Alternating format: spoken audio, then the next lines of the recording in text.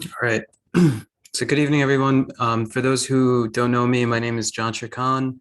I'm one of the PGY1 pharmacy practice residents here at Stony Brook University Hospital. Today, I'll be presenting Staying Alive, updates in the management of sepsis and septic shock.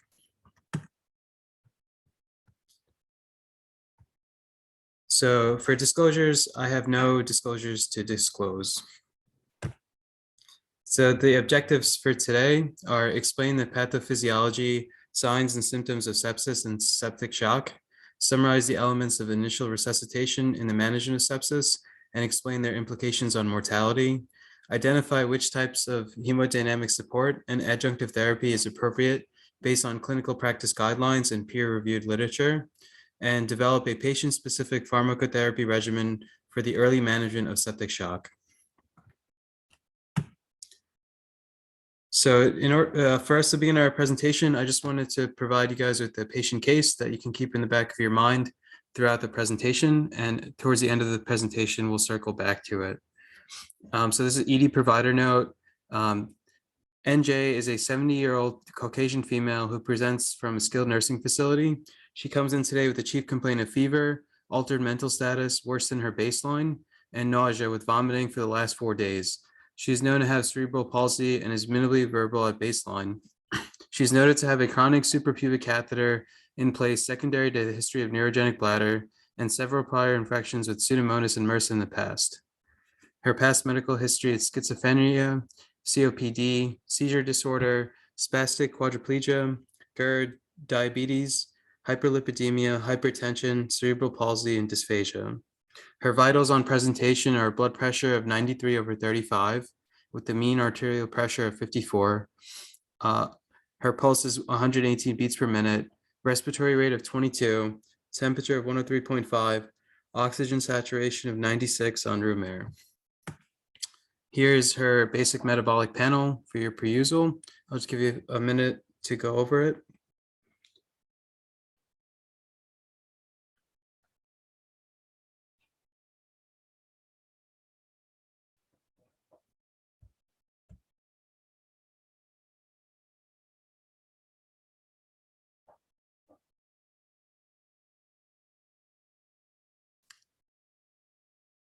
And the following slide is her urine analysis. And I'll just give you a moment to go over that as well.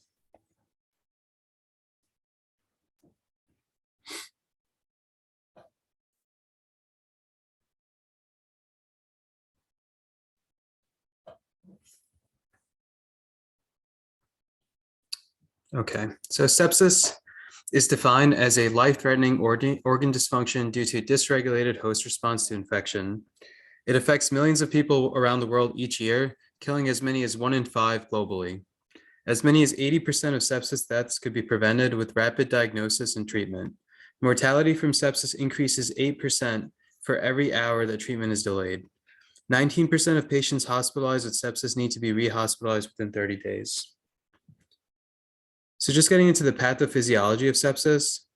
So gram-negative and positive organisms relieve endotoxins and exotoxins within the bloodstream. This activates monocytes, which release pro-inflammatory mediators, your tumor necrosis factor alpha, interleukin-1, and interleukin-6. These pro-inflammatory mediators stimulate the release of prostaglandins, leukotrienes, platelet activating factor, and phospholipase A2. Which leads to endothelial injury, causing capillary leakage and increased production of nitric oxide, which causes vasodilation. This leads to the expression of tissue factor on the surface of the endothelium, and inflammatory process in sepsis is directly linked to the coagulation system. The pro-inflammatory mechanisms that promote sepsis are procoagulant and antifibrinolytic by activating the coagulation cascade and inhibiting fibrinolysis. So there's guideline-directed therapy in regards to managing sepsis. The Surviving Sepsis campaign was launched in 2002 as a collaborative initiative of the European Society of Intensive Care Medicine, the International Sepsis Forum, and the Society of Critical Care Medicine. The initial guidelines were first published in 2004, and they were revised in 2008, 2012, 2016, 2018, and then more recently in 2021. So getting into the management of sepsis, So first we'll focus on early recognition. These are just some hemodynamic parameters that I just want you all to be familiar with. The main one I want to focus on is the mean arterial pressure. The equation for it is your systolic blood pressure plus 2 times your diastolic blood pressure, all divided by 3. And the normal value is between 70 to 100 millimeters of mercury. The first definition of sepsis was in 1992. Bone et al. Proposed the phrase systemic inflammatory response syndrome to describe an inflammatory process. And the criteria for this inflammatory process was a temperature greater than 38 or less than 36, a heart rate greater than 90, respiratory rate greater than 20, or PaCO2 of less than 32, as well as a white blood cell count of greater than 12,000, less than 4,000, or greater than 10% in bands. They considered sepsis as the systemic inflammatory response syndrome in conjunction with an infection. This criteria is no longer recommended because it represents the normal physiological response to inflammation, and it's non-specific to the presence of an infection, as well as a poor predictor of mortality in sepsis and septic shock. More recently, the definition was updated in 2016. The sepsis 3 criteria outline sepsis as a life-threatening organ dysfunction caused by dysregulated host response to infection. And they quantify this dysregulated host response and organ dysfunction in the SOFA score, which they define as increase of greater than or equal to 2 points. And septic shock is sepsis in addition to hypotension requiring vasopressors to maintain a mean arterial pressure of greater than or equal to 65 millimeters of mercury and a blood lactate of greater than 2 millimoles per liter, despite adequate volume resuscitation. So the sepsis-related organ failure assessment is this chart right here. The baseline SOFA score for a patient can be assumed to be 0 in patients not known to have any pre-existing organ dysfunction. A SOFA score of greater than or equal to 2 reflects an overall mortality risk of approximately 10% in a general hospital population with suspected infection. So the measurements they look at are your PaO2 over FiO2 ratio. This is something that's very common in patients that have acute respiratory distress syndrome. We use this to quantify their acute respiratory distress, whether it's severe and a score of less than 100, moderate at a score less than 200, and a mild ARDS with a ratio of less than 300, as well as the Glasgow Coma Scale, which is a scale of fermentation, the level of hypotension a patient has, depending on the amount of pressors that they're currently on, the serum creatinine level or urine output, bilirubin, as well as platelet count. And each particular clinical parameter is associated with a certain score. So there's different types of shock. There's hypovolemic shock, which is due to lack of fluid in the body. This can be caused by like a GI bleed, or if a patient has a trauma and they had significant amount of blood loss. There's cardiogenic shock, which is the inability of your heart to pump blood. An example of a cardiogenic shock would be like a heart attack.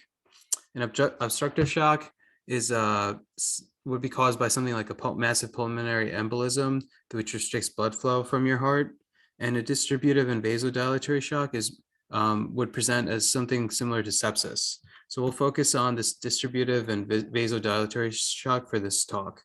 In this distributive and vasodilatory shock, you have low cardiac index early on in the disease, and then you have high cardiac index later on in the disease. Your cardiac index is the amount of blood pumped by the heart per minute per meter square of body surface area. In sepsis, you have a low central venous pressure over pulmonary capillary wedge pressure. Your central venous pressure readings are used to approximate your right ventricular and diastolic pressure, which helps you assess right ventricular function and general fluid status. The pulmonary capillary wedge pressure is used to approximate your left ventricular and diastolic pressure. And then patients with distributive or vasodilatory shock have low systemic vascular resistance, which has to do with the pathophysiology associated with capillary leaking, vasodilation caused by nitric oxide. Um, Patients with distributive or vasodilatory shock have increased vascular permeability secondary to cytokines and inflammatory mediators, causing intravascular fluid shift into the interstitial space. And that's why they have this low CVP over PCWP and low systemic vascular resistance. So moving on, so we've recognized the patient has shock. What's the next step? So we focus on initial resuscitation. So I've broken down resuscitation into 3 different categories: your resuscitation goals, fluid selection, as well as your reassessment strategy. So initial resuscitation, in sepsis and septic shock, they're both considered medical emergencies, and treatment and resuscitation should begin immediately. The guidelines say to provide greater than or equal to 30 mLs per kilogram of IV crystalloid fluid within the first 3 hours. Additional IV fluid should be guided by frequent assessment of hemodynamic status, and they prefer dynamic variables over static variables. The initial target mean arterial pressure is 65 in septic shock, and you resuscitate a patient to a normal lactate, which is considered less than 2 millimoles per liter.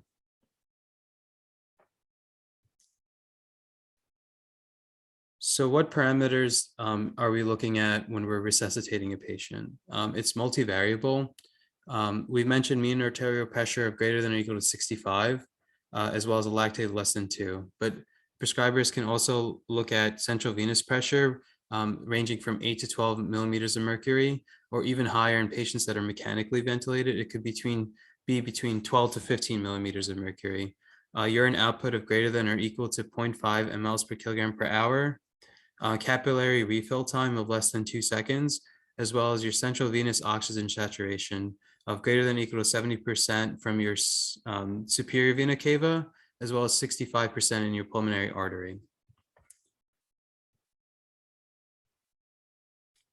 Serum lactate as a predictor of mortality. So we guide our resuscitation to make sure patients are below 2 millimoles per liter of lactate in their blood.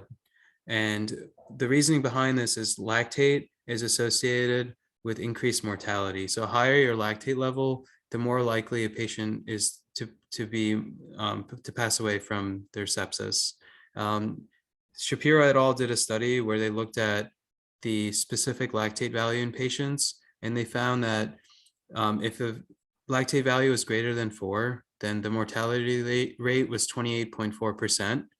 in a 28-day in-hospital mortality, and it was also indicated a 22.4% death within 3 days. These values were 92% specific for death and 91%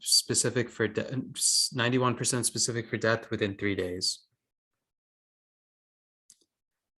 Elevated lactate values indicate tissue hypoxia, and it's common in sepsis because you're in an anaerobic state. Your tissues are hypoperfused, so you're going to have anaerobic glycolysis, leading to increased amount of lactate.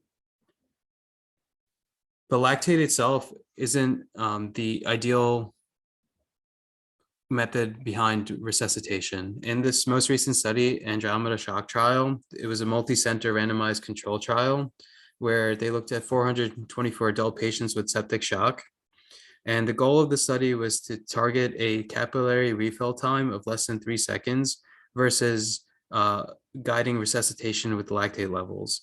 And what they found was the mortality in the capillary refill time group was 34.9%, as opposed to 43.4% in lactate patients. Although this value wasn't statistically significant, the organ dysfunction based on their SOFA score and the capillary refill time was 5.6, as opposed to the lactate, which is 6.6, which was statistically significant. So it's important to realize that we're not only looking at lactate levels, it's important to look at the patient overall and their different clinical parameters. There's clear limitations of lactate. We tend to focus on lactate clearance when we're resuscitating a patient, but we should also look at production. So patients that present with sepsis and septic shock have baseline organ dysfunction, and they can have other causes of hyperlactatemia. So seizures cause high lactate levels. patients that present with diabetic ketoacidosis have high lactate levels. If patients have a history of malignancy, such as lymphoma, they can cause high lactate levels. Toxic ingestions, such as ethylene glycol, cause high lactate. Medications, such as catecholamines, which we'll discuss later on in this presentation, NRTIs and metformin, as well as fluid resuscitation, can all cause high lactate levels. And there are certain patients that have persistent hyperlactatemia at baseline. So getting into fluid selection. So there's different types of fluids that we can choose from. The guidelines recommend choosing a crystalloid fluid over a colloid. And in particular, amongst the crystalloids, you have balanced and unbalanced fluids. And the guidelines recommend using a balanced approach when you're resuscitating a patient. So what is balanced versus unbalanced? So on the left-hand side of this chart, we have our plasma and the normal parameters of plasma. Unbalanced crystalloids are considered normal saline. And as you can see, the chloride content in normal saline is much higher than in plasma. And the osmolarity is much higher in plasma as well. Early solutions comprised of sodium chloride and bicarbonate water evolved over the following century into two basic categories of isotonic crystalloids: sodium chloride and physiologically balanced solutions. The balanced solutions are your Ringer's lactate, your Hartmann solution, your plasmolite. And if you look at the chart, you can see that the osmolarity is very similar to the osmolarity found in plasma, and your chloride content is much lower than the content found in sodium chloride. So does balanced versus unbalanced crystalloids make a difference when you're resuscitating a patient with sepsis or septic shock? They did two studies, SALT ED and the SMART trial, where they looked at lactated Ringer's or plasmolite versus sodium chloride. And what they found is that in patients that received this balanced fluid resuscitation, there were much less major adverse kidney events that were statistically significant in the SALT ED trial. And in the SMART trial, there were also statistically significant less major adverse kidney events, as well as reduced in-hospital mortality for sepsis. And what about colloids? So your colloid fluids are suspensions of molecules in a carrier fluid with high molecular weight that prevent crossing of healthy capillary membranes. And they typically are your albumins and your packed red blood cells, as well as your hepatostarch. And they looked at crystalloids versus colloids in these three trials, and the relative risk of mortality was not statistically significant. Also, a very keen point is that colloids tend to be much more expensive than crystalloids. So the guidelines recommend using crystalloid fluids to resuscitate patients in sepsis and septic shock. They only recommend colloid fluids when a patient has been initially already resuscitated with a crystalloid. So getting into our reassessment strategy. So we've administered our crystalloid fluid. How do we know a patient needs more fluid, or is the patient already thoroughly resuscitated? So there's different measures of volume status. There's static measures, which include your central venous pressure, left ventricular over right ventricular end diastolic volume, your pulmonary artery occlusion pressure, and global end diastolic blood volume.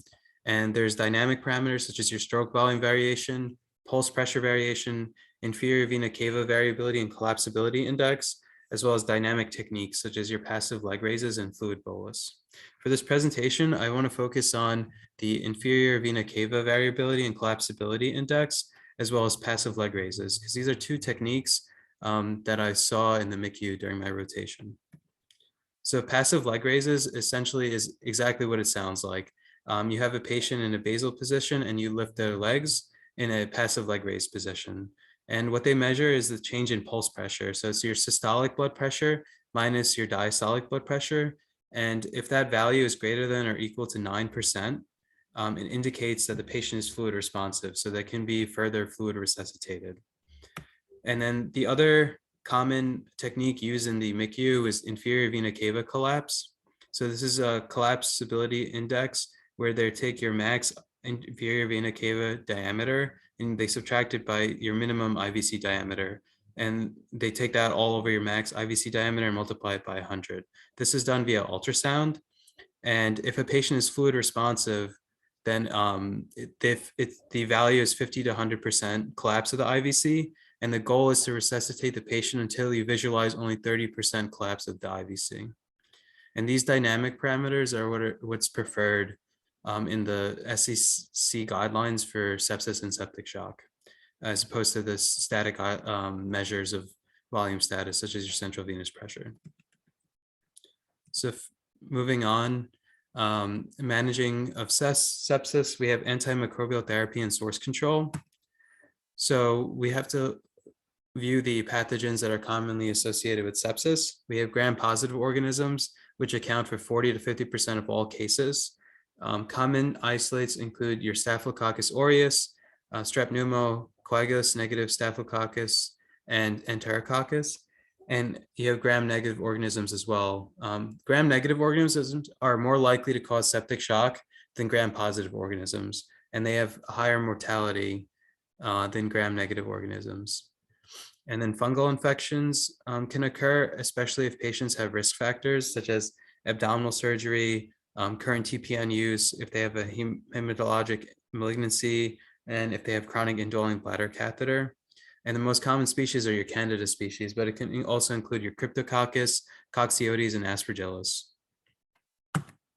So in regards to antimicrobial therapy, it's essential that patients with sepsis and septic shock receive IV antibiotics within the first hour of recognition of sepsis or septic shock. The empiric regimen should begin based on suspected site of infection, and you use cultures to de-escalate therapy, and the duration tends to be, it depends on like the source of the infection, but it typically is between 7 to 10 days in most cases with clinical response. The most important thing is to start the IV antibiotics within the first hour. Kumar et al. Did a study where they looked at time from hypotension onset to the time patients received antibiotics, and each hour delay, initial effective antibiotics increased mortality of 7.6%. Also, what's really important to highlight, in patients that present with septic shock, you consider adding dual gram-negative coverage, so like a fluoroquinolone with an aminoglycoside. Guidelines suggest that combination or dual antibiotic therapy not be routinely used for patients with bacteremia and sepsis without shock. And guidelines recommend against combination therapy for routine treatment of neutropenic sepsis and bacteremia. So it's only when patients are in septic shock would you give them dual gram-negative coverage. Next, we'll be focusing on source control. So there's various techniques that you can use if you know the source of the infection. So if a patient has an intra-abdominal abscess or septic arthritis, you want to focus on drainage. If the patient has necrotizing fasciitis, you want to focus on debridement. If the patient has like a infected prosthetic device, then you might consider device removal. And if the patient has osteomyelitis of an infected foot, then you might have to consider definitive control such as amputation. So getting into vasopressor. So we recognize our patient has sepsis or septic shock. We've resuscitated them appropriately and looked at the proper parameters for volume resuscitation, and we've initiated antimicrobial therapy. The next step is to ensure that they are perfusing appropriately. So we're going to go over vasopressors, and for the first category is timing.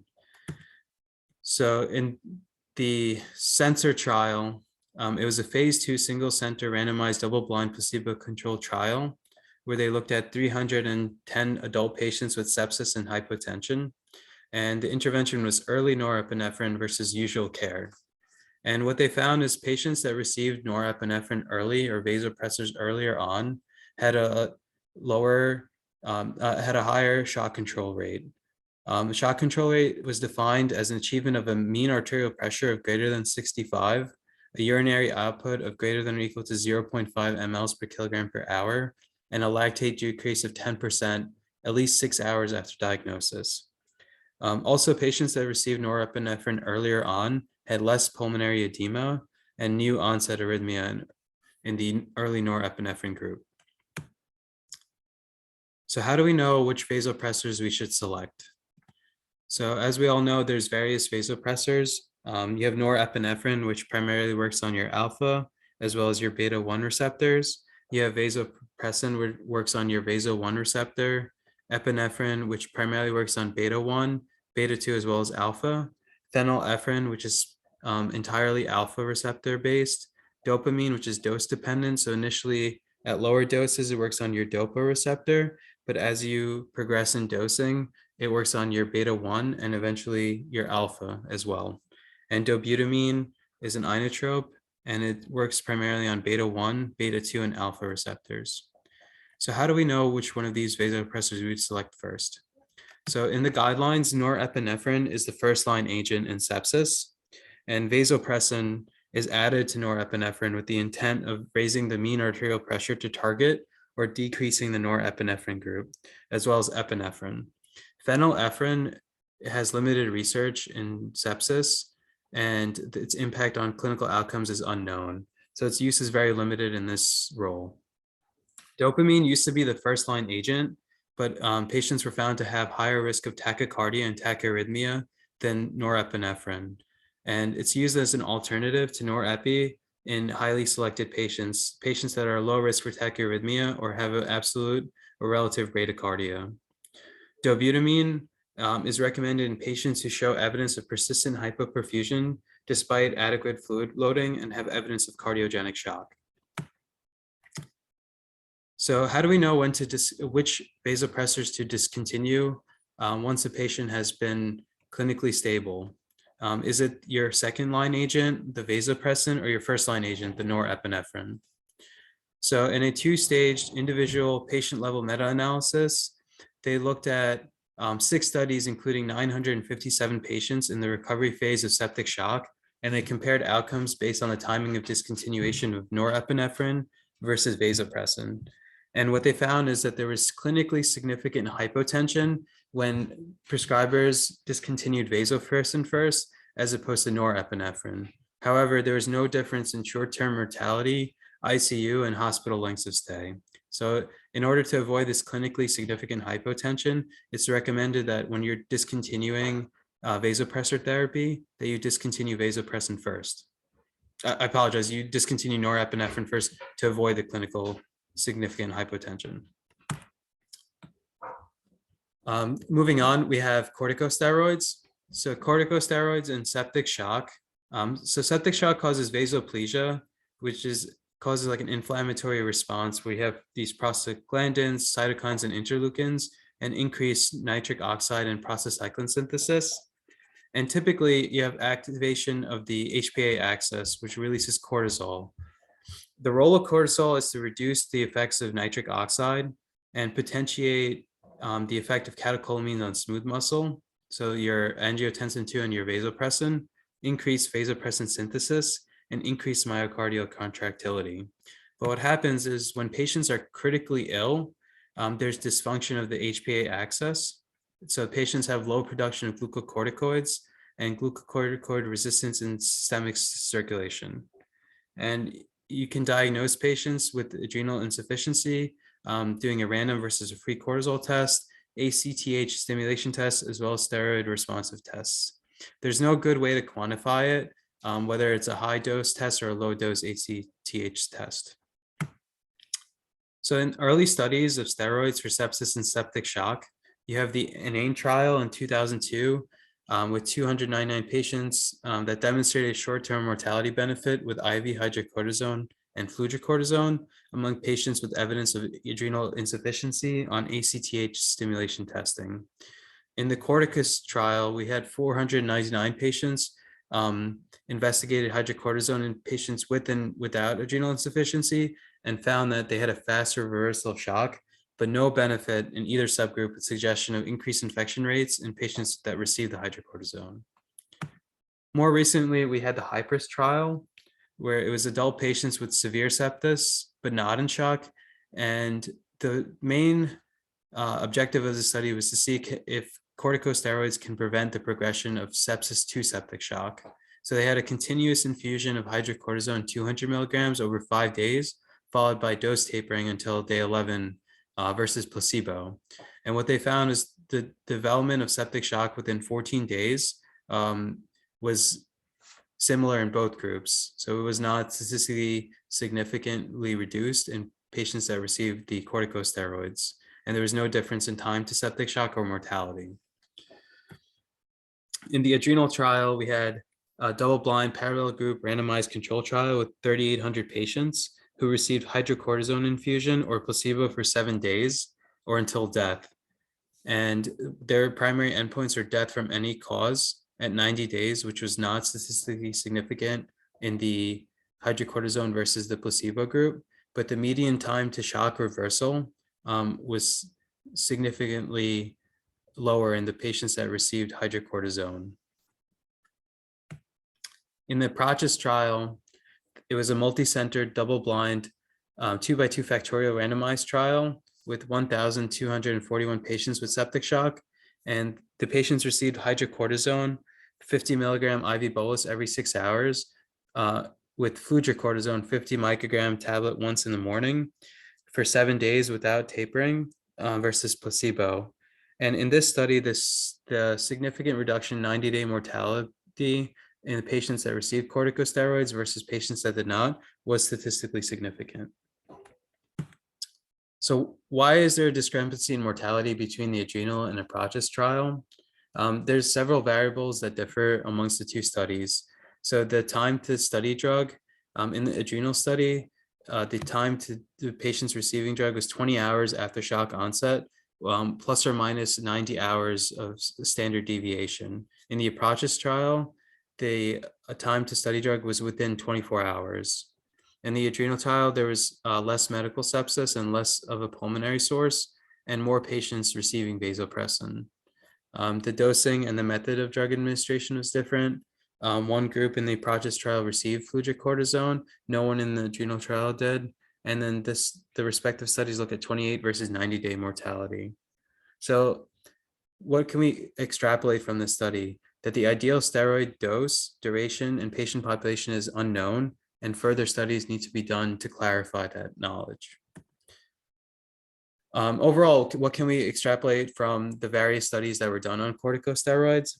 So it's a risk versus benefit analysis when you're starting a patient with sepsis or septic shock on corticosteroids. So the pros of starting corticosteroids is you have a decreased duration of vasopressor support, decreased mortality, and decreased time to shock reversal. But the cons include increased infection, hyperglycemia, and hypernatremia. Moving on, we have the VAST trial, where they looked at corticosteroids in conjunction with vasopressin. And their primary objective in this study was to see if among patients with septic shock on a catecholamine vasopressor, does addition of low-dose vasopressin reduce all-cause mortality at 28 days when compared to the addition of norepinephrine. And the results from the study were not statistically significant, but what's interesting is there was a secondary analysis in patients who received steroids, and patients that received corticosteroids as well as vasopressin, their 28-day mortality and 90-day mortality was statistically significant less than the patients that received norepinephrine and corticosteroids. Now we have the VANISH trial, where they looked at adult ICU patients with septic shock within 6 hours of shock onset, where they compared vasopressin with the corticosteroid versus vasopressin with placebo, as well as norepinephrine and hydrocortisone versus norepinephrine plus placebo. And what was found is that there's no difference in mortality in these patients, but there's less renal replacement therapy in the vasopressin group. So what's the bottom line with corticosteroids and sepsis and septic shock? So the guidelines recommend that patients with septic shock and an ongoing requirement for vasopressor therapy receive IV corticosteroids. The typical dosing is 200 milligrams per day divided as 50 milligrams Q6. And it's suggested that the dose begin when the norepinephrine dose is at greater than or equal to 0.25 micrograms per kilogram per minute, at least 4 hours after initiation. Moving on, we'll look at supportive therapy. So on Stony Brook University Hospital formulary, we have angiotensin 2, brand name Giapreza. Angiotensin 2 is a naturally occurring hormone with marked vasoconstriction effects triggered through stimulation of the renin-angiotensin system. So it increases your systemic vascular resistance. And it's indicated for patients with septic or other distributive shock. You initiate it at 10 to 20 nanograms per kilogram per minute with a max dose of 80 nanograms per kilogram per minute during the first 3 hours, with a maximum maintenance dose of 40 nanograms per kilogram per minute. This specific item is restricted to the MICU and CT-ICU. They looked at this angiotensin 2 in the Athos 3 trial, which was prospective, multicenter, double-blind, randomized control trial with 321 patients. And patients were randomized 1-to-1 to receive angiotensin 2 or matching placebo. The primary outcome was the mean arterial response within 3 hours amongst the groups. And the secondary outcomes was mean change in cardiovascular SOFA score, mean change in total SOFA score, and mean change in norepinephrine. So the mean arterial pressure response within 3 hours was statistically significant in the angiotensin 2 group, as well as the cardiovascular SOFA score and the total and the mean change in norepinephrine equivalent dose. So we'll look into this a little bit further. As you can see by the chart on the left, the patients that received angiotensin 2 had a lower mean arterial pressure since the start of infusion. And on the right-hand side, the change in vasopressor dose was lower in the patients that received angiotensin 2 in blue versus placebo. But this therapy is not without side effects. So in the study, patients that received the angiotensin 2 had deep vein thrombosis, more thrombotic events than placebo, fungal infection and delirium, as well as tachycardia. And all the negative outcomes other than tachycardia were statistically significant for the treatment group. Now just getting into adjunctive therapy. So during the height of COVID, we saw a lot of vitamin C being utilized. And I just was interested in the utilization of it in sepsis and septic shock. So as we all know, it's a cellular antioxidant. It attenuates a pro-inflammatory response. It prevents mitochondrial dysfunction, and it's a cofactor for synthesis of catecholamines, vasopressin, and corticosteroids, which help restore endothelial permeability barrier, which is lacking in patients that have sepsis and septic shock. And they viewed vitamin C in several meta-analyses. And I have the slide here just to show the variation in the doses that patients received, as well as the differences in mortality based on that dosing. So based on these various studies, it's indicated that patients not receive ascorbic acid when they have sepsis and septic shock. Further studies are required with a more defined dosing regimen prior to the SSC guidelines get updated for a recommendation for ascorbic acid. Other adjunctive therapies include glycemic control. So you want to make sure your patient's goal glucose is less than or equal to 180 milligrams per deciliter. Venous thrombolism prophylaxis, so your low molecular weight heparin or unfractionated heparin, and stress also prophylaxis if it's indicated in your patient. So most patients with sepsis and septic shock in the MICU are mechanically ventilated. And if your patient is mechanically ventilated for greater than 48 hours, then you might want to consider stress also prophylaxis to prevent any bleeds. So the key takeaways is sepsis and septic shock are considered medical emergencies. Ideally, within the first hour of clinical presentation, you want to measure the patient's lactate level, obtain blood cultures before administering antibiotics, administer broad spectrum antibiotics for impure coverage, and then you begin to resuscitate them with 30 mL per kilogram of crystalloid fluids for hypotension and or a lactate greater than or equal to 4 millimoles per liter. You add vasopressors to therapy if the patient remains hypotensive during or after fluid resuscitation to maintain this mean arterial pressure of greater than or equal to 65 millimeters of mercury. And then patient-specific considerations for corticosteroids and other adjunctive therapies. Overall, you want to make sure you minimize and manage any complications in a risk versus benefit fashion. So we're just going to circle back to our patient case. I'll give you guys a moment to read over it again, and then I just have a few questions.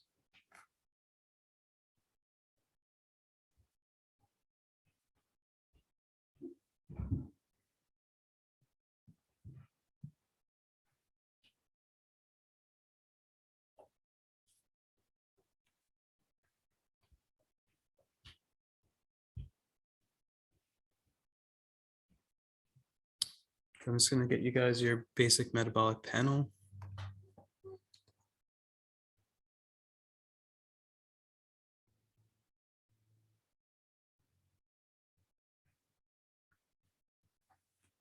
And this is the urine analysis for the patient.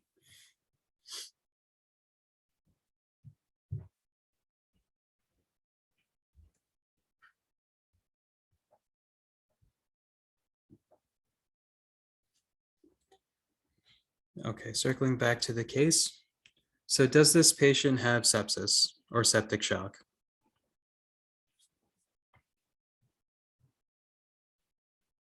Perfect. Yep. So the patient does have sepsis or septic shock. Which one of the two do they have?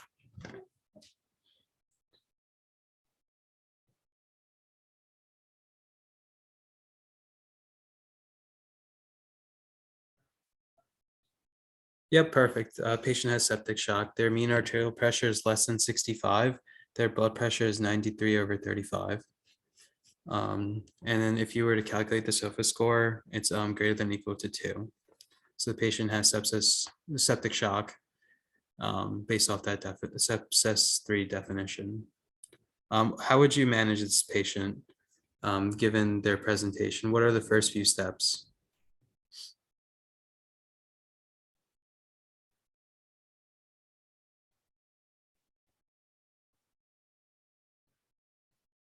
Yep, definitely fluid resuscitation, but what would you do before you give them fluid?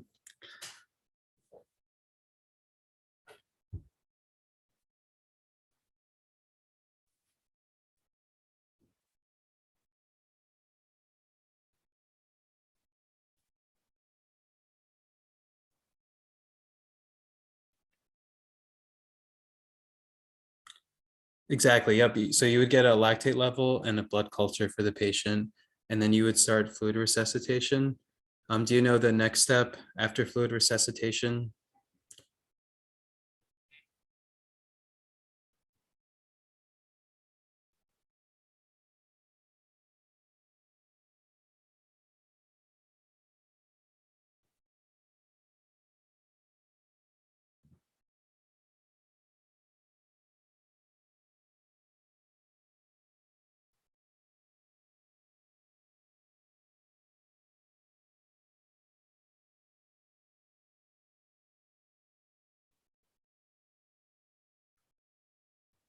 Yep. So you would definitely monitor their resuscitation parameters. You would initiate empiric coverage for antibiotics, um, vasopressors for sure, as well as like you would do a risk versus benefit analysis, see if they qualify for corticosteroids and other adjunctive therapies. Perfect. Thank you. Just want to acknowledge Amanda and Caesar for their help during making this presentation. I'd like to thank you all for joining me this evening. If you have any questions, please let me know either now or I can always be reached via email.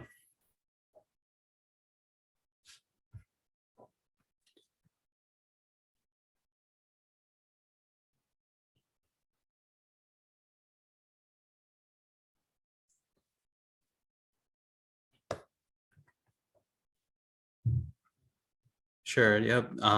So if we go back to the definition, so can you explain why the patient has septic shock? So based off the definition, so septic shock via the sepsis 3 definition is sepsis with hypotension requiring vasopressors to maintain a mean arterial pressure of greater than or equal to 65 and a blood lactate of greater than 2 despite adequate volume resuscitation. So this patient initially presents with sepsis, and then we start them on vasopressor therapy, norepinephrine. I might have missed that in the adding that in the case. And they start norepinephrine as well as fluid resuscitation, and that's why the patient has septic shock. Yeah, it didn't fit. That was the reasoning.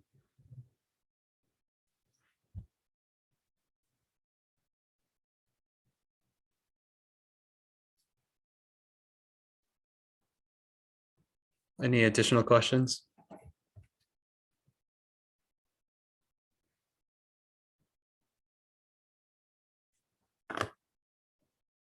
the difference between sepsis and shock.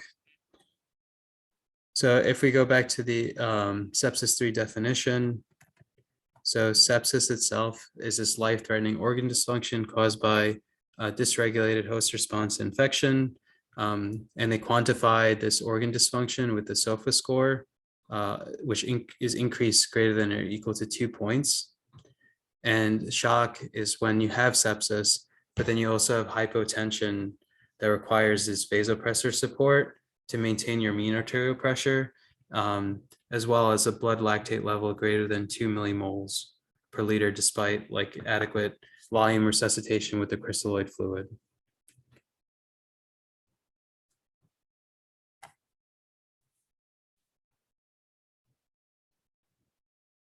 Now, the reasoning behind the septic shock, and I've just missed it, putting it into the case itself, was the patient was started on norepinephrine as well as crystalloid fluids with normal saline in the emergency department. That's why the patient has septic shock, not because of the blood pressures. So the mean arterial pressure of 54 is post receiving norepinephrine and sodium chloride.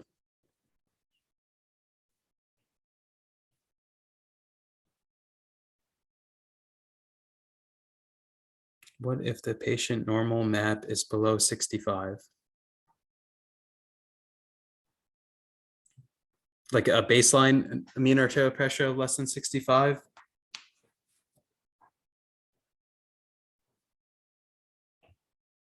I feel like that's something that would be fairly difficult to assess, given like the clinical presentation the patient has.